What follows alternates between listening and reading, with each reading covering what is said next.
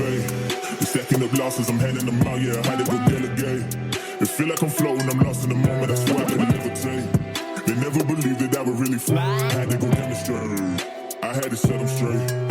When you elevate, they're stacking up losses, I'm handing. What's up, guys? Welcome to another episode of the Mindset Cafe podcast. It's your boy, Devin.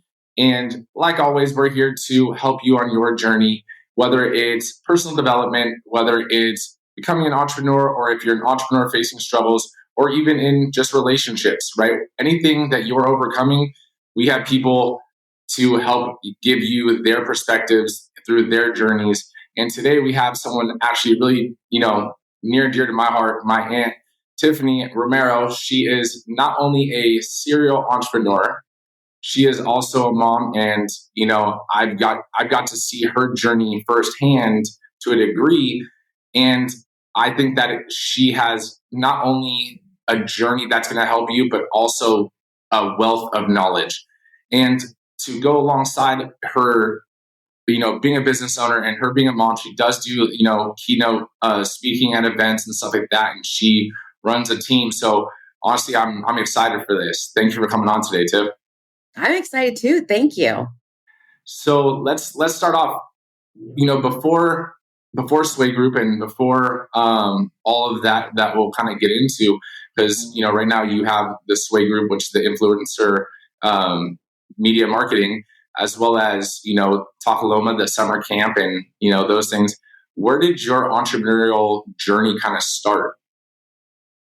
Oh, that's such a great question. For me, I grew up very, very middle class. My dad was an electrician, so, blue collar worker. My mom stayed home, and I actually grew up in a very kind of wealthy, privileged area. And so I was surrounded by people that had money and access to money, and I didn't. So I got my first job the minute that I got that work permit, as a children's store in the mall. I worked at a burger place. And I think I really thought to myself, like, the people that I see doing this are doing it their way. And that's what I want to do. I was raised in a house where you got one job, you worked it till you retired, you got your pension, and you were happy with that. That was the goal. That was the end game. And that is certainly a valid and wonderful route. I have to tell you, as an electrician, and with your dad's work, his pension allowed him a wonderful lifestyle after he was done working. But that just wasn't my personality. I was any babysitting job, anything that could come up. I think I actually, if we're truly going back to my initial entrepreneur ideas, I was a babysitter with handmade business cards that I would give out everywhere in the neighborhood. I went to USC, and while I was at USC, I was working at summer camp during the summer. And I thought I was going to be a teacher because I loved kids. And I really didn't understand that about like niche. Like, you could have a niche industry. You could have you could find a problem and solve it and do it as your own owner and do it privately. And so I did my first student teaching, and I was like, nope, I am not cut out for this. I don't want to manage 20 kids. I don't want to grade papers. I want to actually be with kids. And the camp that I worked at was privately owned by a family that we were very good friends with. And it was their lifestyle. That was their source of income for the entire year. They did the marketing, they did the hiring, they did the HR, they did the scheduling, they did everything around the camp. And I worked a couple different summers. And when I was 23, they had the director at the time leave, and they said, we think you could do this. And I was like, I don't have kids. I'm not married. Like, but I had worked every position. I'd been the office manager. I'd been the head lifeguard at the pool. I'd worked with every age group.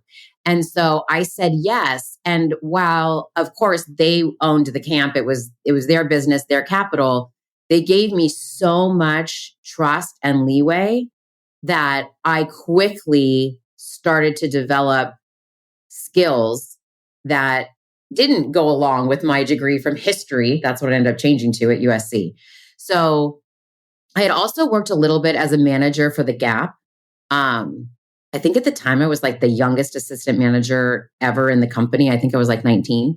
That's where I learned like how HR works. I learned about budgets. I learned about distribution and product and managing a team, because when you're there and you're the assistant manager and the one in charge, like you're in charge of the team and just dealing with personnel issues and customer service. So my time in retail really, really set the tone. You wouldn't expect retail would lead you to entrepreneurship necessarily, but I'm going to tell you that's where I got my education, because it was so quick. It was on my feet and I had to deal with it in real time. So I wasn't in a classroom learning about budgets and customer service and all these things. I was literally in the store figuring out, how am I going to meet payroll goals when I have to cover these shifts? Like where are the spots where the store is slower? All those things.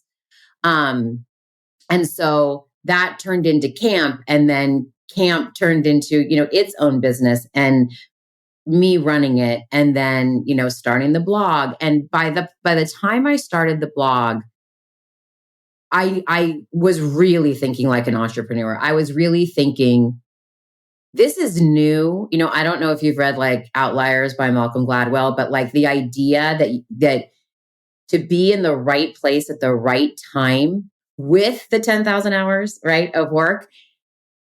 I got in at the beginning, at the earliest time, and was able to say, you know what? There's a need here. There's a need for conferences. There's a need for a robust community.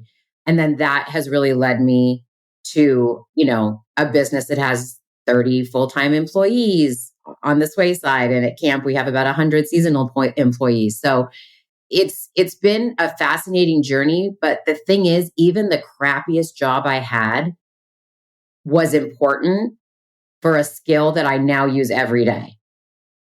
And I think that's a huge piece right there, is that, just because you're in a certain place in life or you're working a job that you don't necessarily want to be doing, it's not your dream job. If you're viewing it in the sense of just dreading going to work every day and, only seeing it in that light and not really taking for what it is, because I worked retail. I even did telephone sales, for a little while. And it's one of those things, if you're not taking the lessons and you're not taking the skills that place is giving you, like you said, you didn't learn in a classroom, you learned in the store, right? Like that is free education. Someone else went to school to develop the systems and processes so that they could teach it to you. And now you just learned that in real time. So I think that's really huge. With the camp, and then you kind of jumped into like the blog. What made you want to start the blog? Like what made you realize that was something that you wanted to kind of do? I've always loved to write, always. And, my son Will was about 7 or 8, and my neighbor had started blogging. And I thought, let me just try this. Like, I wasn't good at scrapbooking. I was terrible. Back then we didn't have videos and pictures on our phones. This was in like 2008.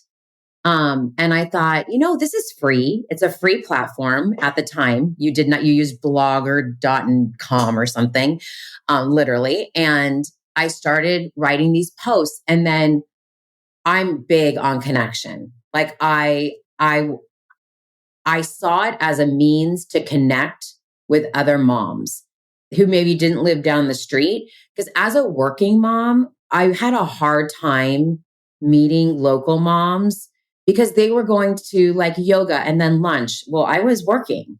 And so I wasn't really able to make connections as easily that way. But online, if I could get on and write my blog post at 10:30 at night and then wake up in the morning. So back in the beginning blogging days, before Twitter, before Facebook, before Instagram, we communicate in the comments. So I would wake up to 50 comments, and I would write about everything from, things about being a parent, things about being married, just life in general. They called us mommy bloggers back in the day. And about 3 months in, I realized if I go to a search engine and I put in like mom blogger, the same 5 blogs come up. How am I going to find these other bloggers? So I developed a website that became a community of like, I think by the highest, we were like 60,000 bloggers. Were signed up, and basically we featured a new blogger every day. So every day you could come and find a new blogger to check out, but it was based on a line. So you put yourself in line to be featured. And as long as you had commented on the blog, on one of the blogs 3 times in a month, you would get featured. So we were able, with that mentality, we were able to keep people engaged, because to get their turn, they had to support the person in front of them. And again, I always tell people, one of the reasons that I was able to launch my blog and eventually a conference series that did 6 figures a year and then into my company now is because from day one, I invested in myself.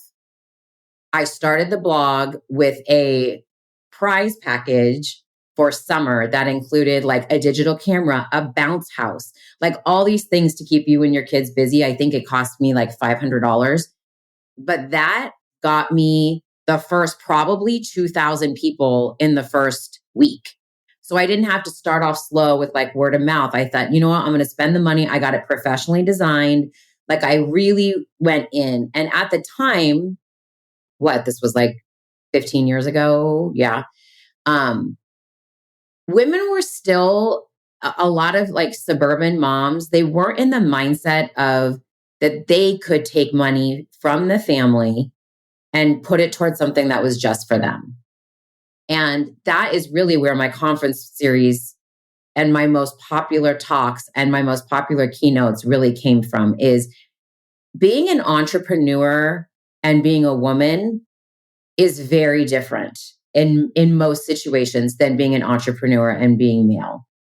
As a woman, you know, I think it's gotten so much better with emotional labor and division of labor. Like I see you as a dad and how involved you are. And I was so lucky because I had that too. But a lot of the women that I spoke to didn't. And they didn't feel like they could go to their partner and their family and say, I'm good at this. And I think I have a chance to make a business out of this. And I need this money from our savings account. And I need this time out of the day. And so what I was seeing was women staying up 4 hours after their kids go to bed to try to build their blog. And so that really became like a passion of mine and what I built the conference series around. But it's really evolved naturally. And I think that I'm very proud of, in just the sense that I didn't push. I see people saying, oh, that, you know, you need a website that sells stuff from Amazon. If you're not passionate about home decor or clothing or makeup, like you're just pushing buttons. You're just running on a hamster wheel. When it evolves naturally and you're sharing your own love for fitness, your own love for women succeeding in business, I feel like that's where the sweet spot is. And that's what really allowed my businesses to really keep momentum, because, you know, I have ADHD and inattention, and if I'm not into it, it's probably not only is it not happening, I won't even like, you know, people will say to me, oh, I love your speaking style. Could you come speak? We want you to talk about this. And I'm like, no. There's about 3 things I talk about. If one of those things isn't a fit for your keynote, then I'm not a fit. But if it is, like, I'll give you the best keynote of your life. So I think just really, really being clear about what it is that you want. And so many of my conferences and personal coaching starts off with that question for women. What is it you actually want? Because it can't be a $200 sponsored post, right? That's not an end game. An end game is, you know, I want this business to create $10,000 a month of income in the next year. You know, really, really things that really, really push your life into where you want it to be. Not, back in the time that I was blogging, everybody wanted a free trip to Disney. Everybody wanted that because Disney would hire like 10 moms that got to go to Disney and talk about it. And I'd be like, just make the money and go to Disney. Stop competing with this pool of 10,000 people and just do your own thing and make the money and go to Disney. Exactly. And that was like radical at the time. So like that, I mean, I agree with you 100% on that, and even nowadays, we were talking a little bit before this, and, certain people will settle for a comfortable life and then they're not necessarily happy. So the question, what do you want or what do you truly want, guy or girl, that's usually the best question to ask someone, right? Just because most people, if you ask that question, they'll give you the most generic answer. I want to be a millionaire. It's like, okay, high five, you and everyone else. Like, what do you actually want? Like, give me things, paint me a picture, right? And so with that, there is no right answer, right? So if someone wants to start a side hustle or a small business, by all means, just do it, right? You want to make $10,000 a month. Then how do you do it? What are you passionate about? Like you said, and it's not that. I think what people get confused on, the way you said it was perfect, because people think if I'm passionate, I'll never work a day in my life. That's just not true. Like, you are going to work. That's just the nature of the game. But you're going to be excited about going to work. You're going to be excited about learning new things and growing. And like everything you said, I mean, I have ADHD myself, and it's one of those things that if I'm not passionate about it, if I don't at least like it, I'm not doing it. Or I'll try to do it and I'm not going to get it done. So I think it's important that, you have a degree or a reason why you would like to do that. Otherwise, it's just not going to be worth it, right? And then what is the value come from it? Well, and what you just said about that if you do what you love, you'll never work a day in your life. That is, I feel like that is actually dangerous. Like, when people go around saying that stuff, it's simply not true. Not only are you going to work in the beginning, you're going to work harder than you've ever worked. And there are going to be times now, like, I don't have to do that level of work anymore, but when crap hits the fan, I have to work, stress, like it is another level. And so if you're thinking, oh, I'm going to open this gym and it's going to be great because I love to work out. Okay, you're going to have issues with employees. You're going to have issues with landlords. You're going to have issues with customers, with clients. But like, there are a lot of people that joke, especially parents that come to our summer camp. I could never do your job. I could never deal with not only parents. One, you are taking care of their most precious thing, right? And we are our clientele is very privileged, and where they work or what they do, they're in charge. So I'm also dealing with ego. I'm dealing with very strong personalities. And usually when they say jump, the person on the other end says how high. And that's just not me. But you know what? My skills around customer service and people and really understanding the nuances of people and taking my ego out of it, that has been the number one, I would say, lesson as an entrepreneur for me, that was a rough learning curve, but has changed everything about how I operate, how I am with my business partners, how I am with clients and customers. It's okay if I'm misunderstood. I don't need to fix everybody's perception of me. But also, when you take the ego out and you just say, I totally hear you, they're shocked because they don't expect that when they're complaining about your business, that you're not going to immediately defend yourself. So I might say something, oh my gosh, if that's what happened, I would be absolutely livid. You're right. Let me look into this. And they just immediately diffuse. And they're so put off and unsure. And, there are some times that I have to say, it doesn't seem like we're the right fit for you. And that's okay. And in those cases, here's your money. Best of luck. I don't want to be right for 100% of the people. That's not a business that's moving forward and disrupting and making waves. I want to do what I do and what I love, and it's going to be right for enough people to pay my bills and give me a great life. And I think that's where a lot of early entrepreneurs get tangled up, is in their own ego, defending their businesses and their practices, and not being comfortable saying, you know what, this isn't the right fit. This isn't a good match for you. People will say to us, like, sometimes we have a lot of celebrities that come through our doors, are high profile people. And sometimes their requests are not something we can accommodate, with 20-year-old staff members. And people will be like, you turn down who? And I'm like, they pay the same amount of money as everybody else, but I'm having to do 3 times the work, so it doesn't make sense. Like, everything that I do, where does this feed my bottom line? Does this feed my family? Does this feed my bank account? Does this feed my soul? If the answer is no, it's a no, period. And it's really hard when money's on the line to say no.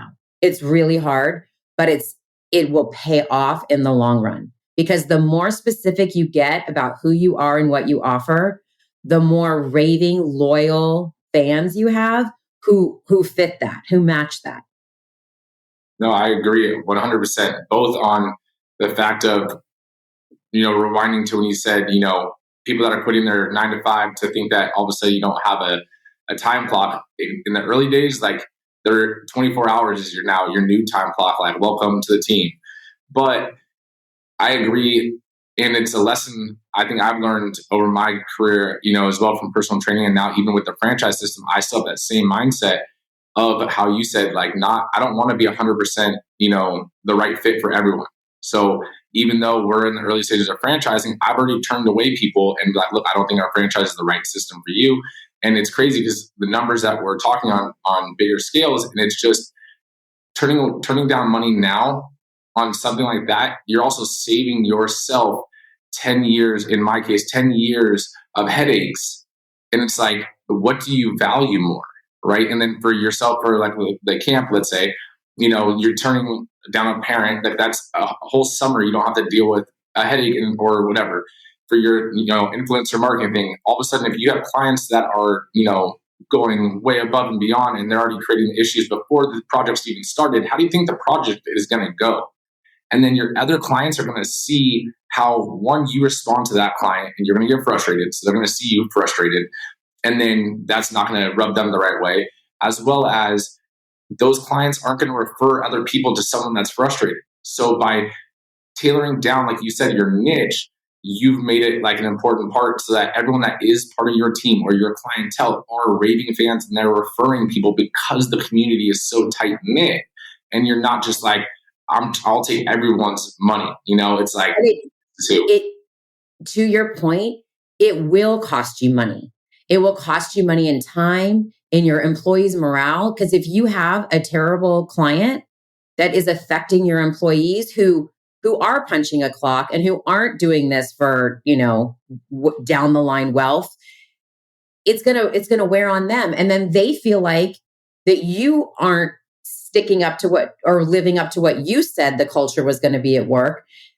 And so, I mean, we've absolutely let clients go on this wayside, not only for being, clients in general in the marketing world tend to be, I wouldn't say difficult, they're just intense. There's a lot of money on the line, things are moving really fast. But we've actually turned away business that just didn't line up with us ethically. We had a client that said specifically, we only want white people. And we were like, that's not how we roll. That's not what we do. Somebody else took their money for sure. But I could go to sleep at night. I could know I was living up to what I said we stood for. And that matters to me and my mental well-being. And if here's the thing, everybody has a sellout price. I don't care what people say. If you came in and said to me,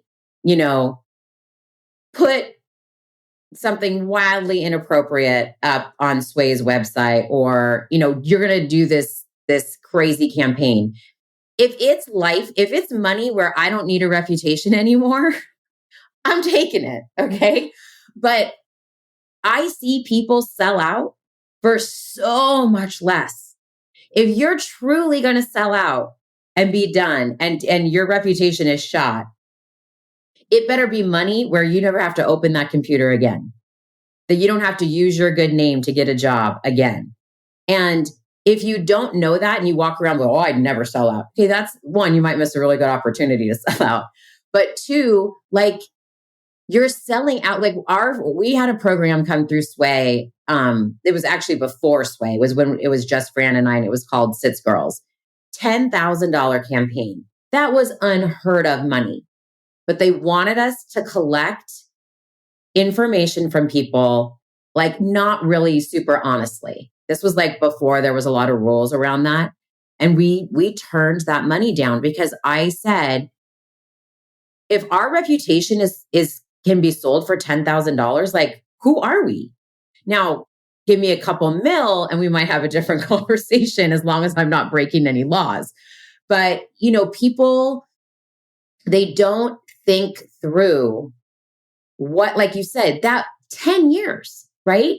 Like, you have to weigh, as an entrepreneur, you have to weigh all the variables when you make a decision. Does this get me where I want to be?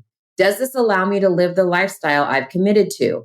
Does this allow me to, increase my profit? Like, of course, the money is a part of it, but there are other things, intrinsic things in your business that you can't necessarily put a dollar sign on, that you have to consider with every decision that you make.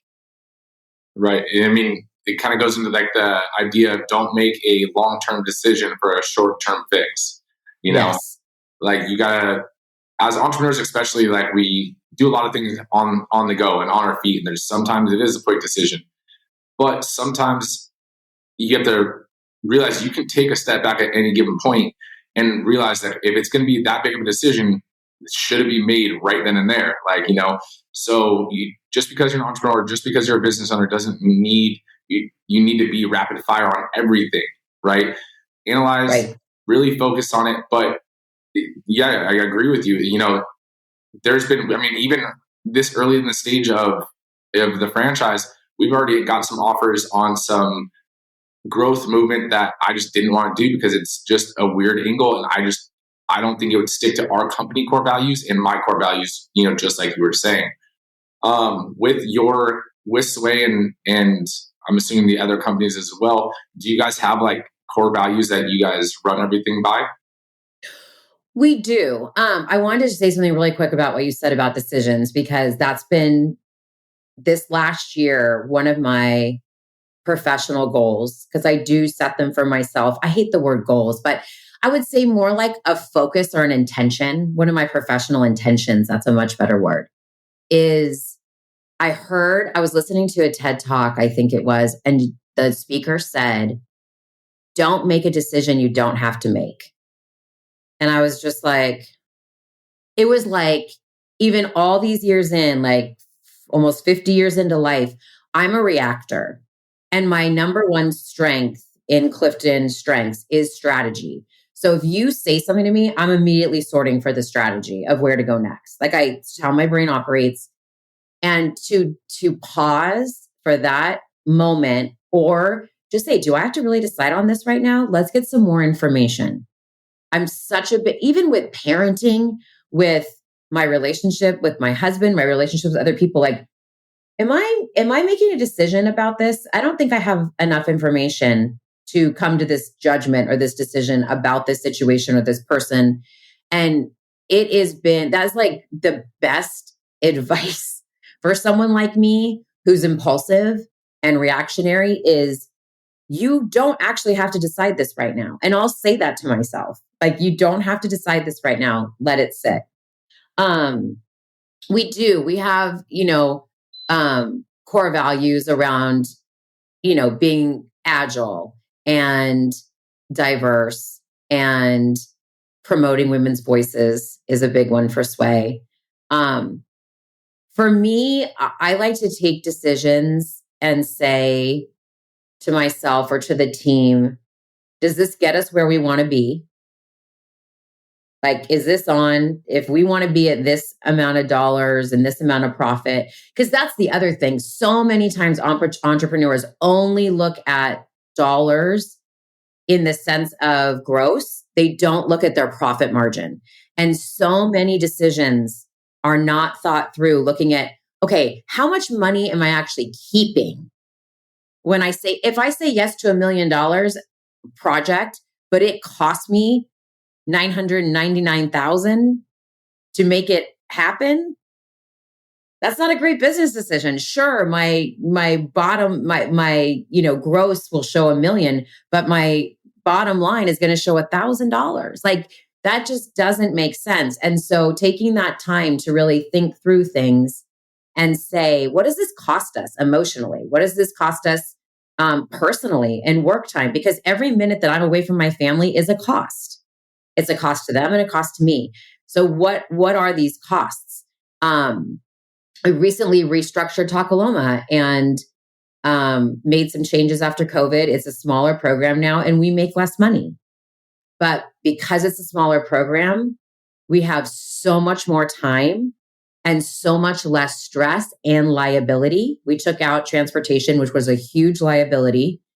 And that is worth it to us. That trade-off, those benefits are as important to us as the financial benefits were. So it's really, making those decisions and weighing out, how does this affect more than my business? When I sit down with women and talk about making a business plan, they're always shocked when I say, how many hours a week do you plan to work? They're like, what do you mean? I'm like, you need to know during each phase of this business plan, what is the toll on your family life? Are you going to need to hire someone to do the laundry? Are you going to need to hire someone, as a partner, there's only really one thing that you need to be, that you can't hire someone else to do, right? It's like time and other stuff. But, so many women are like, no, I have to do the laundry. I have to get the groceries. Why? One of the biggest common denominators among really successful women entrepreneurs is that they do not grocery shop. They don't. If they can make $200 an hour, $300 an hour doing their work, why would they ever spend that at the grocery store? Unless they love it. There are people where going to the grocery store helps them get creative for what they want to cook and they love it. That's different. That's not me. But knowing if you can pay $100 a year for an Instacart, what does that save me in time? It saves me. Instacart tells me every time that I've saved, I think I'm at 2,000 shopping trips or something since in the last 3 or 4 years. But just really balancing out, who can take this off my plate? Who can do this? And delegate so that you can do what you're good at. And you can do the job and the tasks that bring money into the business and that keep people moving and keep people motivated and keep the creativity going. Because that's really where the focus should be. Once your operation has employees, you don't want to be down in the weeds, right? You want to be looking at the bigger picture. Somebody has to be. And, if you have a business partner, maybe they're the ones that deals with the day-to-day, weeds of what's going on, or you divide it. But you want to have space available to look ahead. And if your head is down and you're only focused on getting through that day, you're not using that energy to think bigger and make plans and strategically come up with what's next. No, and that's awesome. And honestly, I completely agree with what you're saying too. If you don't love doing it in the sense of grocery shopping, just this analogy, right? Then you don't necessarily need to spend the time doing it because yes, you make $200 an hour, let's say, just to keep this, numbers game even. You make $200 an hour, but now you give up an hour just of drive time there and back unloading the groceries, and that there's $200 lost, right? You live it that way. Then you go into the grocery store. Let's say you're there for another hour finding all the groceries. That's another $200 technically lost. So now you have $400. And then you spend $200 at the grocery store to buy your groceries. Now you're at $600 when you don't even love doing it anyways. So you could have paid someone, a quarter of that or even, a fraction of that, just do it for you and still made money. But if you do love it, then by all means, like it's everything in life, there is a cost association, right? If you're in your business working, the cost is you're not spending time with your family. If you're spending time with your family, there's a cost to your business, right? So everything works that way. So I completely agree. You just have to evaluate the cost of the things that you're doing. And is it really the most valuable thing to you and to your goals or your intentions, right? So knowing what you know now on delegation, what would be your advice or how were you able to shift your mindset? Because I mean, I went through the same thing for a solopreneur, becoming an entrepreneur and having a team and knowing that you don't need to do every task and wear every hat. What was your journey like, bringing on a team and realizing that? Well, I'm really fortunate in my personality that I'm not a perfectionist. I think entrepreneurs, that's hard because a lot of entrepreneurs are actual perfectionists. They like things done a certain way. And that's what has helped them get to this point. That isn't me.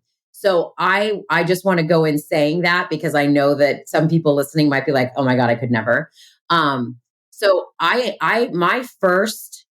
when I realized that Sits Girls, which was the website that led to Sway, being involved, when I realized I was not going to be able to do it on my own because I was running summer camp. So there were 3 months, there was no way. I looked at the people around me in the blogging world and I said, who has the opposite skill set of me, but the same values? And that's the person I picked. My partner, Fran, still my partner, one of my closest friends. She has the opposite skill set of me. She's very detail oriented. I'm big picture.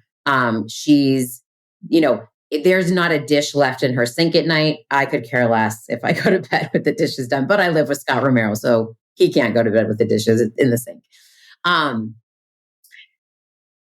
When I speak at conferences and talk to women, there's a really simple exercise that I do, and it's going to sound super easy and like silly almost, but it works. It works at least to get things started, which is to take a piece of paper and write down, if I didn't have to blank, I could do more of blank. And that first blank that you fill in is the first person you hire to do. So if I didn't have to do accounting, I could do more marketing. And you start to see what it is that, you don't want to hire people that have the same strengths as you. You want to hire people who love to do the stuff that you don't. And with women, what I was seeing a lot, women who came upon owning a business accidentally because they were really good at selling something on Etsy or their blog took off and suddenly they had an opportunity to create a product, something like that. They hire their friends and their family because they feel like they can, that's easy and they can trust them. But here's the thing. You are not responsible for taking everybody with you, first of all, on your success. It sounds harsh. And I'm a generous person and that's great. And I'm happy to give, but I'm not responsible for my family's livelihood to be all employees of my business. My sisters worked with me for years, opposite skill set, and it works for us. But really take the time to do a job description with AI these days and ChatGPT. Just you can write in words of what you need and say, create a job description so that you can then go through and edit. Well, I don't need that. I do need this. And I would say, start someone as an independent contractor if you can to make sure that the fit is there.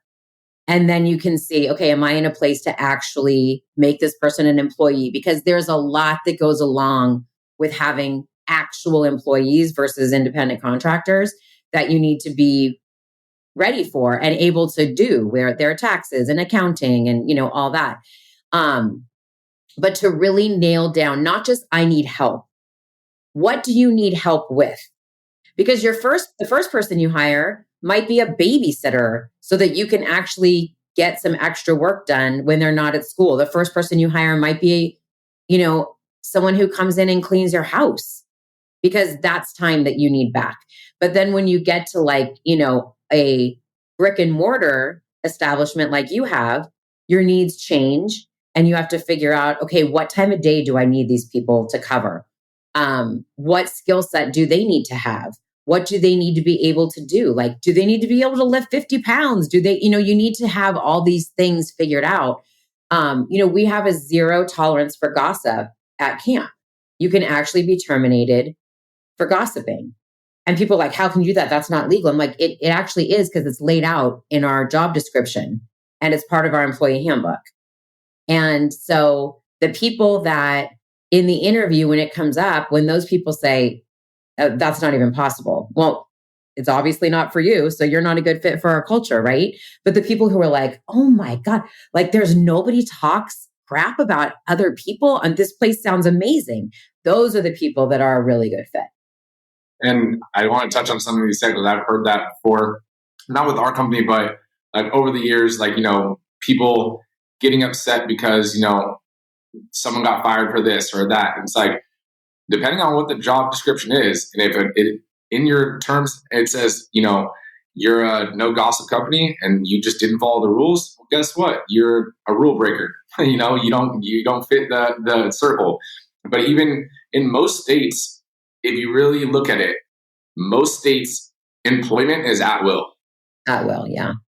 So in reality, if that was your one thing, you still have the at will clause too, but it's one of those things where like knowing the kind of person you are, you're not going to just let someone go just to let them go, and that's who I am as well. So that's one of the things where for us, we have a similar kind of policy. And it's one of those things where we're here to impact people's lives for the positive.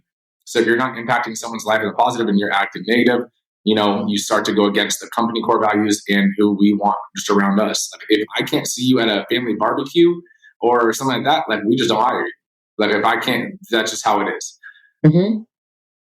And I think and interviewing multiple people is so important. Even if you love the first candidate, that's great. Love them. I mean, I my wedding dress was the first dress I tried on. I still tried on 15 others, right? Because you actually, the more people you interview when you start, the more clear you actually get about what you're looking for. Because you either see what you don't want or what you do want. And then you can kind of curtail your interview questions and curtail your job description more and more and make it more and more specific and purposeful and intentional for the job and the position that you're hiring for. No, I definitely agree. And if you interview that first person, they might seem like the golden employee, right? But if you don't interview the second person, they might have been a little bit better, right? You won't know that in giving yourself options as a business owner. Or if you really only need one position, you can't financially bring on a second position, there's ways to do it. We won't really go into right now, but it's one of those things where who's the best fit. And now you have at least a few people when a spot does open up, you can actually reach back out knowing already who it is. So you don't need to start trying to, look and scour the market. You already have a kind of a plethora of people to kind of go back and like, hey, a position opened up. Would you be willing to, join or come on board? Blah, blah, blah. I know we've touched base a little bit on Sway and stuff, but, I just want you to go into like a brief detail. What does Sway do, Sway is a like influencer and creator digital agency. So essentially what we do is develop and execute online digital programs for brands that are focused on the creator and creator content. So you'll have a brand that comes in and says, okay, we are launching this new burger. We think we want it on TikTok. We're thinking our budget is this. We want to go. So we have like nano, micro, macro, basically the levels of influencers. Your nanos are like 1,000 on Instagram, 10,000 on TikTok, and it just kind of goes up from there. And then we will look at that. In most cases, our preference is to look at that and then come back to them with the strategy that we think will best work to promote this product. And then we've worked with thousands and thousands of influencers over the years. We've paid millions of dollars to influencers. And so we'll do a newsletter or reach out individually and say, hey, we have this client and this campaign. We think potentially you're a great fit. Here's the budget. What do you think? And then we manage the project. So we have a whole team of project managers that manage it. We have an IM department, which is what I'm in charge of, which is the people that recruit in the creators, and then QA, which we read every piece of content to make sure that it's disclosed and it's accurate. The brand name is spelt right. Little things like that matter. And then we have a reporting team that turns around a report. So we're soup to nuts. The brands that come to us are looking for someone else to handle their content creation. And that's us. And so it's interesting. I think we're really one of the few that still do the whole thing.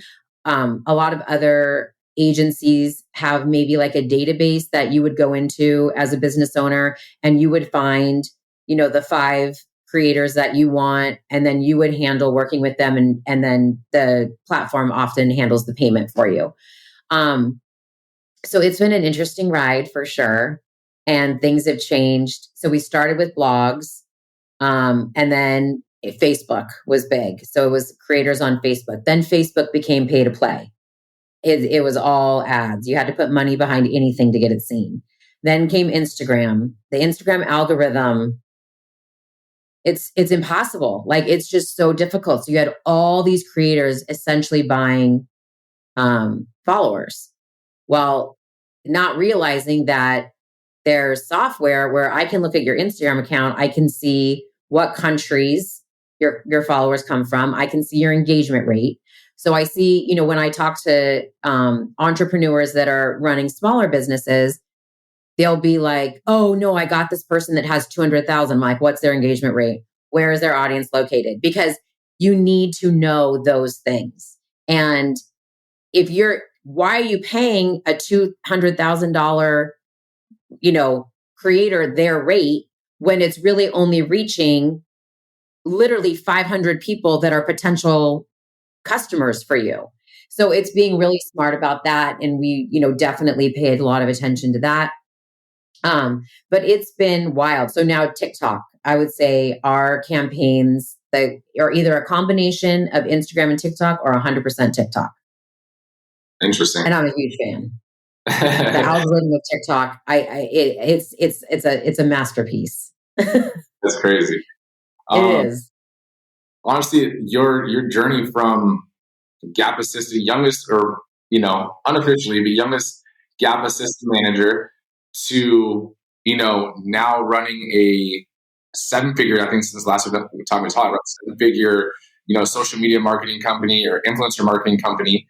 What is your one piece of advice that you've been given, or that through your journey you've learned, and you would like to leave with the listeners? Gosh, that's a great question. I feel like I've given a lot of the ones that I have, but it's just, so you got to surround yourself with people who are where you want to be in 5 years. And if, like I said on your Instagram post, if you're the smartest person in the room or the most successful person in the room, it's time for a new room. You need to continue to seek out people that motivate you, and when you're around people, like I feel like this when I'm around you, like we just start talking. We got like these ideas going, like finding those people and those relationships. And this is a silly one, but if you have someone in your inner circle that is not thrilled out of their mind for you, they do not belong in your inner circle. You do not need to surround yourself with anyone who is not doing cartwheels and high-fiving and jumping around on your behalf. surrounding yourself with people that truly want you to succeed is a huge part of success, because nobody does this alone. Nobody does it alone. It may seem like, Elon Musk did this by himself. He did not. You need to surround yourself with those people that are positive and strategic and excitatory. And when you start to walk away and you say, God, I don't notice how you feel when you're around people, because you want to spend as much time as you can with the people who leave you going, I loved that. That was awesome. That was great. And way less time with the people who leave you questioning yourself. Definitely. Well, honestly, throughout this whole episode, you definitely left multiple knowledge drops. But I agree 100%, especially with that last piece. Your circle is supposed to be uplifting. Your circle is supposed to be really in your corner. And if you have someone that's not, they're not supposed to be in your circle. Like, cut the finger to save the hand. And it's one of those things where if you are the smartest person in the room, or you think you are, then you need to find a new room, because you elevate to your surroundings, right? You shouldn't suppress to your surroundings. So I agree 100%. Tiff, I just want to thank you so much for taking the time out of your day. I know you got tons of things going on. So thank you so much for coming on, and being a guest on the podcast.